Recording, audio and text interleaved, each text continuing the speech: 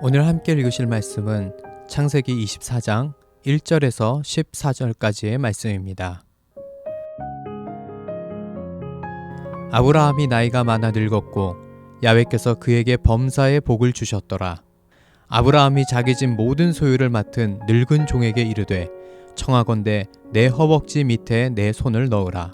내가 너에게 하늘의 하나님 땅의 하나님이신 야훼를 가리켜 맹세하게 하노니 너는 내가 거주하는 이 지방 가나안 족속의 딸 중에서 내 아들을 위하여 아내를 택하지 말고 내 고향 내 족속에게로 가서 내 아들 이삭을 위하여 아내를 택하라. 종이 이르되 여자가 나를 따라 이 땅으로 오려고 하지 아니하거든 내가 주인의 아들을 주인이 나오신 땅으로 인도하여 돌아가리이까. 아브라함이 그에게 이르되 내 아들을 그리로 데리고 돌아가지 아니하도록 하라. 하늘의 하나님 야훼께서 나를 내 아버지의 집과 내 고향 땅에서 떠나게 하시고 내게 말씀하시며 내게 맹세하여 이르시기를 이 땅을 내 씨에게 주리라 하셨으니 그가 그 사자를 너보다 앞서 보내실지라 내가 거기서 내 아들을 위하여 아내를 택할지니라. 만일 여자가 너를 따라오려고 하지 아니하면 나의 이 맹세가 너와 상관이 없나니 오직 내 아들을 데리고 그리로 가지 말지니라. 그 종이 이에 그의 주인 아브라함의 허벅지 아래에 손을 넣고 이 일에 대하여 그에게 맹세하였더라. 이에 종이 그 주인의 낙타 중 10匹를 끌고 떠났는데 곧 그의 주인의 모든 좋은 것을 가지고 떠나 메소보다미아로 가서 나홀의 성에 이르러 그 낙타를 성 밖 우물 곁에 꿀렸으니 저녁 때라. 여인들이 물을 길르러 나올 때였더라. 그가 이르되 우리 주인 아브라함의 하나님 야훼여 원하건대 오늘 나에게 순조롭게 만나게 하사 내 주인 아브라함에게 은혜를 베푸시옵소서. 성중 사람의 딸들이 물 기르러 나오겠사오니 내가 우물 곁에 서 있다가 한 소녀에게 이르기를 청하건대 너는 물동이를 기울여 나로 마시게 하라 하리니 그의 대답이 마시라 내가 당신의 낙타에게도 마시게 하리라 하면 그는 주께서 주의 종 이삭을 위하여 정하신 자라. 이로 말미암아 주께서 내 주인에게 은혜 베푸심을 내가 알겠나이다. 아멘. 여러분, 땅 따먹기라는 게임을 해본 적 있으신가요? 저희는 어릴 적에 핸드폰도 없었고 컴퓨터도 IQ 1000과 같은 컴퓨터가 판매는 되고 있었지만 일반 서민들이 살 수 있는 것이 아니어서 컴퓨터가 보급화되지 못했었습니다. 그러니까 놀 수 있는 건 놀이터에 가서 얼음땡이나 다방구, 무궁화꽃이 피었습니다, 말뚝박기 같은 게임을 하는 게 다였습니다. 그래도 사실 그게 더 재밌었던 것 같아요. 그런데 그 중에 땅 따먹기라는 게임이 있었는데요. 게임의 룰은 간단합니다. 기본적으로 나의 땅이 주어지고 땅을 확장해 가는 게임인데요. 땅을 확장하려면 돌멩이를 3번을 튕겨서 돌멩이가 지나간 자리만큼 땅을 추가로 얻는 거예요.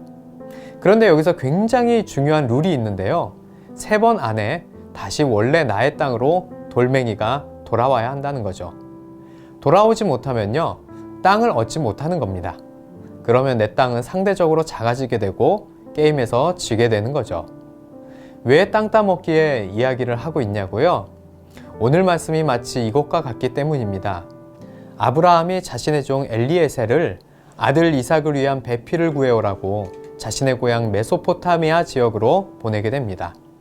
이때 아브라함이 엘리에셀에게 몇 가지 조건을 제시하게 되는데요. 첫째로 이방 족속이 아닌 자신의 족속에서 찾으라는 것입니다. 우리가 믿는 사람을 배우자로 얻으려는 것과 같은 이유겠죠? 그리고 둘째로 배필로 삼고자 했던 여자가 따라오지 않는다고 이삭을 거기로 데려가지 말라는 거였어요.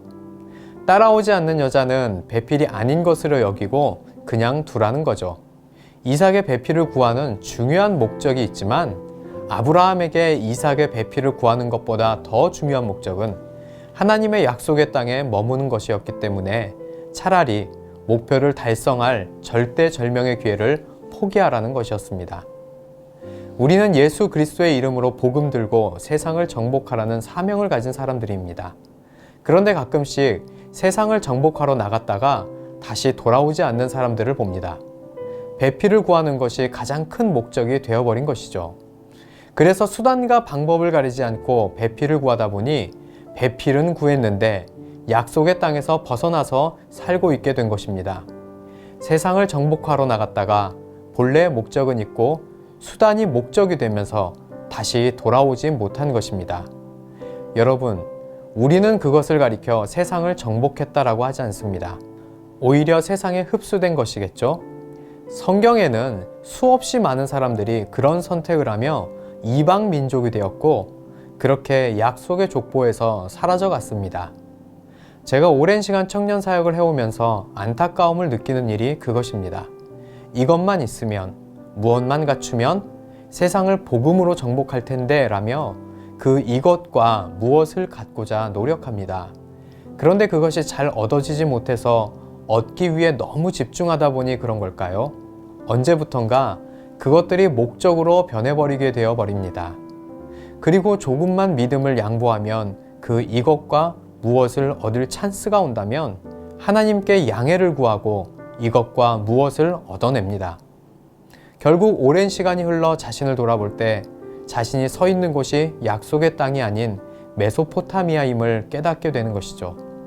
이것이 바로 수단이 목적이 되어버린 삶인 것입니다. 대항해 시대 신대륙을 발견하기 위해 수많은 항해들이 있었습니다. 하지만 그만큼 수많은 정복자들이 돌아오지 못했습니다. 우리는 아무리 그들이 신대륙을 발견했다 하더라도 돌아오지 못한 항해자들에게 신대륙을 정복했다라고 말하지 않습니다. 저는 여러분이 복음으로 세상을 정복하기를 소망합니다. 하지만 항해를 나갔다 길을 잃어 돌아오지 못하지 않기를 바랍니다. 그러려면 우리의 목적이 무엇인지를 분명히 깨닫고 수단이 목적이 되지 않도록 분별하고 결단하며 살아야 함을 기억해 주시기를 간절히 소망합니다. 기도하시겠습니다. 사랑의 하나님, 오늘도 우리는 세상을 향해 나아갑니다. 하지만 우리가 정박할 항구는 세상이 아니라 약속의 땅임을 잊지 않게 하여 주시옵소서. 약속의 땅을 벗어나는 것이 아니라 약속의 땅을 넓혀가는 우리가 되게 하여 주시옵소서. 수단을 잡으려고 진정한 목표를 잊어버리는 길 잃은 항해자가 되지 않게 하여 주시옵소서. 하나님의 믿음의 방패가 오늘도 나를 약속의 땅에 서게 하는 능력이 되게 하여 주시옵소서. 이 모든 말씀 예수 그리스도의 이름으로 기도드립니다. 아멘.